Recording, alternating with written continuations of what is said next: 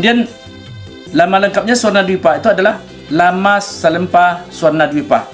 Ini kami ketahui dari datangnya utusan umat Buddha seluruh dunia yang datang ke Muaratakus pada tahun 2000, yang pernah kami tanya dulu, ya, bahwa mereka meyakini dan memastikan bahwa pusat Kedatuan Sriwijaya ataupun tempat lahirnya Buddha itu adalah di Muaratakus Kampar. Kemudian di samping itu juga gurunya juga, guru besarnya juga adalah Cakyakirti dan Damakirti. Cuma masa guru-guru besar tadi yang datang sini, tempat mahasiswa ataupun pelajar dari berbagai negara di dunia belajar tadi, inilah gurunya berdasarkan sesuai dengan masa masa ataupun waktunya yang berlainan. Tapi inilah yang besar, dan ada juga yang lain, terdapat 7 orang guru besarnya. Nah, mengenai guru, siapa itu guru utama? Dalam Tambu Adat Kampar disebut juga dengan adanya guru utama ataupun guru lamo. Ya. Nih bahkan ada bisa ditentukan tempat betapanya. Guru lamo ini tempat betapanya adalah di sebuah bukit di pinggiran sungai yang sekarang masih disebut dengan Sungai Gulamo. Asal katanya adalah Gulamo. Di situ ada sebuah batu di tempat betapanya seorang betapa Buddha dulu. Apakah namanya Cakyakirti, ini yang tidak dijelaskan. Apakah namanya Dharmapala, ini yang kurang bisa kita pastikan. Tapi yang jelas jejak sejarahnya ada. Kemudian juga terdapat namanya sini juga pernah kalau kita selidiki, nama pembawa ajaran Dharmik itu ataupun ajaran Buddha menurut India adalah Siddhartha Gautama. Itu yang tertulis. Nah, tulisan yang tertulis dalam bahasa India ataupun Weda, bangsa Weda tadi, dibandingkan dengan bahasa kita, sebetulnya dari bahasa Nagari yang banyak diambil ataupun Sanskerta banyak diambil dari Kampar, ya, karena guru-gurunya didatangkan dari Kampar, Sumatera.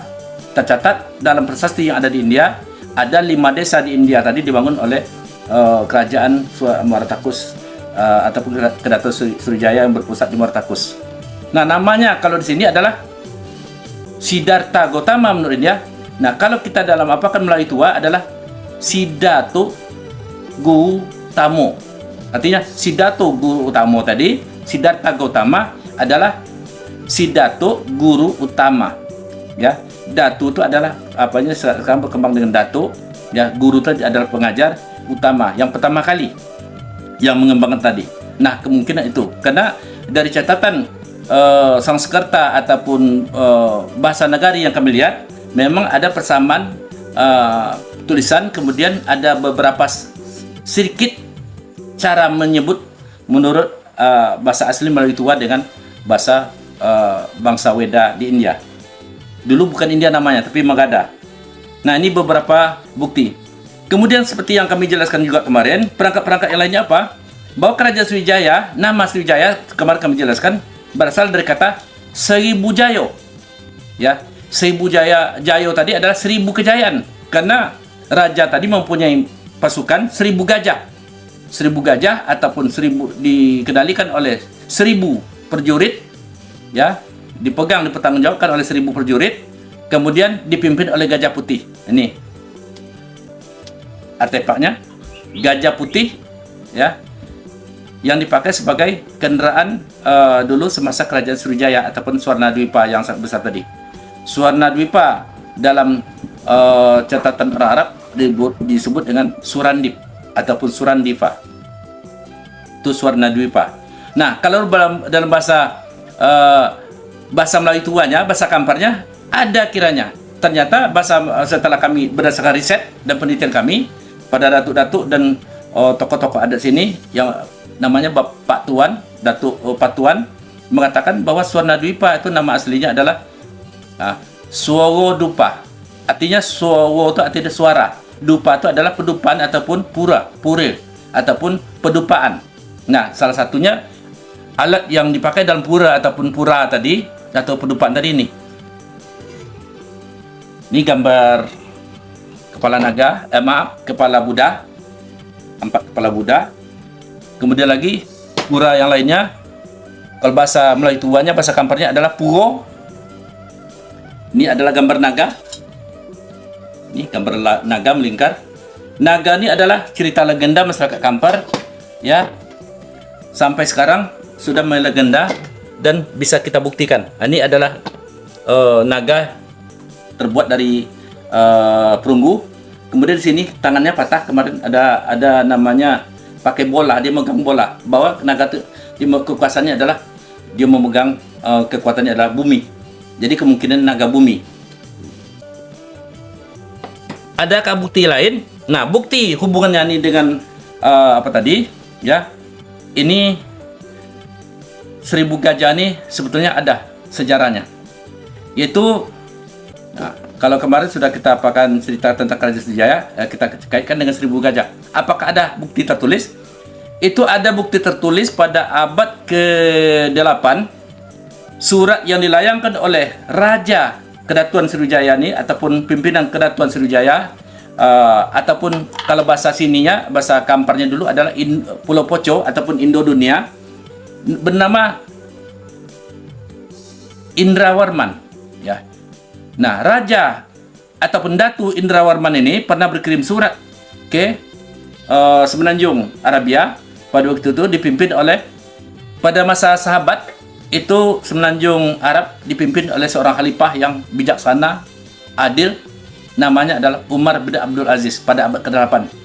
Ternyata Kedatuan Sriwijaya pernah berkirim surat ke Khalifah Umar bin Abdul Aziz yang berkedudukan waktu itu, ada yang mengatakan di Madinah, ada yang mengatakan bukan di Madinah, tapi kemungkinan di Sam katanya. Apa bunyi suratnya? Kami terimalah kenang-kenangan dari kami yang tidak seberapa harganya, katanya. Padahal harganya sangat berharga, oleh-olehnya sangat berharga, ya. Kemudian anggaplah ini sebagai penghubung di antara bangsa kita, ya. Datanglah ke negeri kami.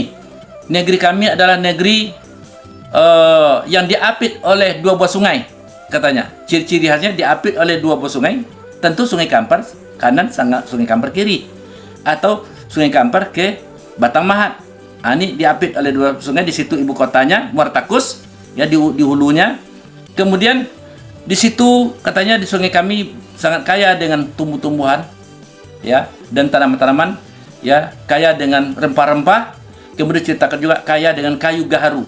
Nah, kayu gaharu tadi contohnya kita contohkan di sini nanti, bahwa kayu gaharu tadi adalah kayu komoditi yang sangat besar harganya dulu pada zaman mulai sebelum Masehi sampai sesudah Masehi, sangat dicari-cari oleh pedagang dunia. Nah, kemudian tolong datangkanlah pada kami seorang guru besar ataupun ulama untuk kami belajar agama tauhid, katanya. Inilah menandakan bahwa ini adalah Datu ataupun Raja Sriwijaya yang terakhir yang sudah mulai beragama Islam pada waktu itu. Sebetulnya bukan abad ke-8 itu Islam masuk di Kedatuan Sriwijaya, sebetulnya adalah abad ke-7. Nanti kalau kami ceritakan itu nanti panjang, pada kesempatan lain akan kami ceritakan.